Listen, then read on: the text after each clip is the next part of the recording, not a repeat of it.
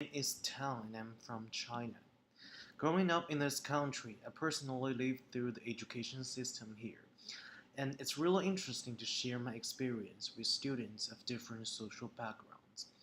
The primary educational pattern we follow is developed from the Soviet principle, focus on group instead of individuals, as opposed to liberalism. Back in the time of Chinese New Reform in 1979, the first problem we faced was to solve the illiteracy of citizens. With a huge amount of population base in China, it's important to make education efficient for the development of country, which means that the educational mode based on this principle is for the need of the country. All the curriculum provision are aimed at forming the students to be qualified personnel for national development in the shortest time. And in the 30 years since that, by sacrificing most creativity of students, China succeeded in solving the problem of illiteracy and had its prosperous national development. The other huge part of this educational pattern I need to mention is the planned economy system. The college entrance examination decides the position of you set by the country. The underlying fact is that those who succeeded in the exam enter the stage of talent cultivation, while the rest are likely to become part of the labor force.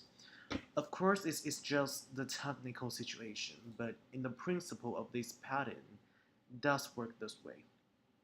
However, in the most recent decade since 2005, despite the success at solving illiteracy and forming capable personnel for national development, various problems are exposed due to this urgent educational system. First, teaching method has become a pure technology, totally drifted apart from the teaching content. The country decides what to teach. The teacher only tries to finish those content in the most efficient way as if they are just machines. Furthermore, since the teachers are not responsible for the content of their teaching, they don't bother to improve the ability to do that. Instead of improving cognitive of the teaching content of themselves as teachers, they only focus on the skills to get the A students. So the actual qualities of the teachers are not improving, rather falling behind. Thirdly, the neglect of individual development and mental issues has caused massive harm to students with their complex mental status and living situation. Lack of special education is also becoming more and more apparent. And those are just part of the major problems we can see directly and roughly when we think about the educational system of China. Massive work has been done since the 2000s trying to ease the situation.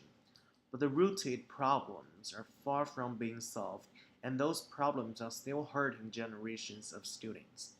And the goal of my project is to learn from the advantages of different educational systems and cultures, focus on our problems, and share opinions of how to solve, or even just ease them. I plan to interact with my co-worker as teaching assistant for biology class, Teresa, who grew up in America but also have an Asian heritage in her family.